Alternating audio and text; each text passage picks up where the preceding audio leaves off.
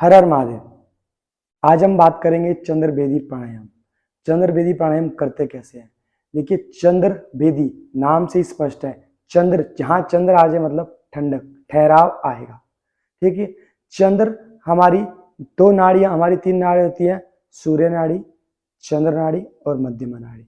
तो चंद्र बेदी प्राणायाम करना कैसे है, इसके लाभ क्या क्या है? सबसे पहले अब लाभ, हम इसके फायदे जान लेंगे। देखिए, चंद्र बेदी प्राणायाम जो कि हमारे शरीर में कभी कभी गर्मी बढ़ जाती है, पित्त बढ़ जाती है, उसको शांत करेगी। मुंह के छालों के लिए और पेट की गर्मी के लिए, जो कि पाचन क्रिया के लिए बहुत ही ज्यादा फायदेमंद है।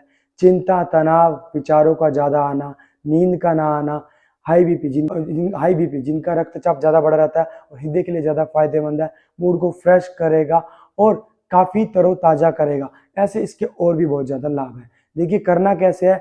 बाई नर्व हमारी होती है चंद्र नाड़ी, तो चंद्र नाड़ी से लेना है, सूर्य नाड़ी से छोड़ना है। चंद्र नाड़ी से लेना है, सूर्य नाड़ी से छोड़ना है। देखिए, सबसे पहले सुखमय किसी भी स्थिति में बैठ जाओ आप, जिसमें आप कंफर्टेबल हो, जिसमें आपको आरामदायक लगे। देखिए, सिद्धासन में बैठ जाइए, सुखासन में बैठ जाइए, पद्मासन में बैठ जाइए। आप अगर नहीं कर पाते, जमीन पे नहीं बैठ पाते, तो आप कुर्सी पे या बेड पे बैठ के भी कर सकते हो, आपको जैसे आनंद लगे। सबसे पहले जो बैठना का तरीका होना चाहिए आपका, कोशिश करें जमीन पे बैठे, नहीं बैठ पाते तो आप बैठिए, कुर्सी पे कर सकते हैं। उसके बाद हम आगे बढ़ेंगे। हमेशा हमें दाएं हाथ को ही दाएं हाथ का ही प्रयोग करना है। इसकी जानकारी हम पीछे वीडियो में दे चुके हैं, तो आप उसको वीडियो को देख सकते हैं।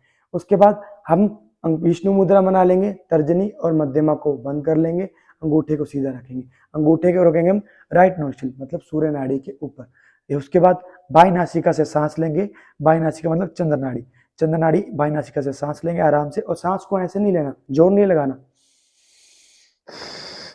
देखिए, जहां जोर आ गया वो प्राणायाम नहीं है। प्राणायाम का मतलब क्या है? प्राणों का आयाम, प्राणों का विस्तार देना। और अब हम ऐसे भी तो हम श्वास ले रहे हैं, कहीं जोर तो नहीं लगा रहे ना श्वास लेते हुए, तो उसमें जोर क्यों लगाना? तो इसलिए कभी भी जोर मत लगाइए। जब भी करें आराम से करें, कोई जल्दबाजी नहीं, बिल्कुल आराम से कम 10-15 स्ट्रोक कीजिए इसके। उसके बाद थोड़ा सा अंतर लीजिए, उसके अंतराल के बाद फिर आप दोबारा शुरू कर सकते हैं। 3 से 4 मिनट इसके लिए बहुत है। चलिए हम शुरू करते हैं। बाई नासिका से सांस लेंगे आराम से,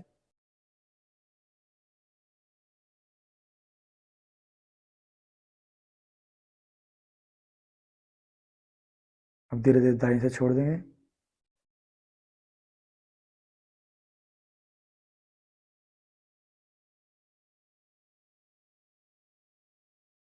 फिर से बाएं से लेना है, लेफ्ट साइड से।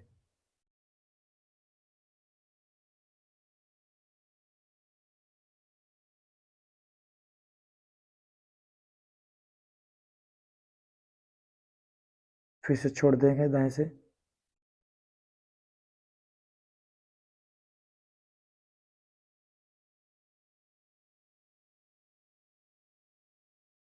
फिर से ले लेंगे बाएं से।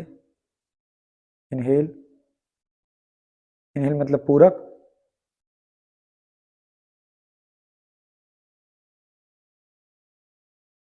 एक्सहेल मतलब रेचक।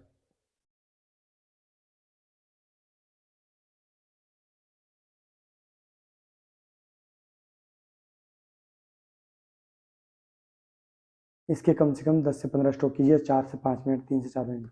देखिए, इसके और भी बहुत लाभ हैं, हम बताते हैं। जिनके लीवर किडनी में ज़्यादा समस्या होती है, हार्ट में ज़्यादा समस्या होती है, जो इंटरसेशन आते ज़्यादा समस्याएं होती है, उनके लिए बहुत ही ज़्यादा फायदेमंद है। देखिए, अगर प्राण पहुंचेगा तो सारे अंग काम करने लगेंगे। प्राण का ही सारा काम है हमारे शरीर को आगे तक लेके जाना, जीवित रखना, लंबी आयु रखना। तो प्राणायाम करने से हमारी आयु भी लंबी जाएगी। देखिए, एक कुत्ता अगर तेज तेज श्वास लेता है तो उसकी आयु कितनी होती है? 14 से 16 वर्ष की आयु इसमें।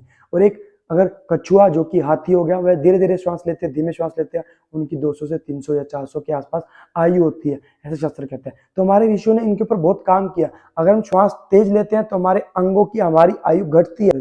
अगर हम श्वास तेज गति से लेते हैं तो हमारी आयु, हमारे अंगों की आयु बढ़ती है। जानकारी अच्छी लगी हो तो आप हमारे चैनल को भी सब्सक्राइब कर लीजिए, वीडियो को भी सेव कर लीजिए और आप इस प्राणायाम को करते रहिए।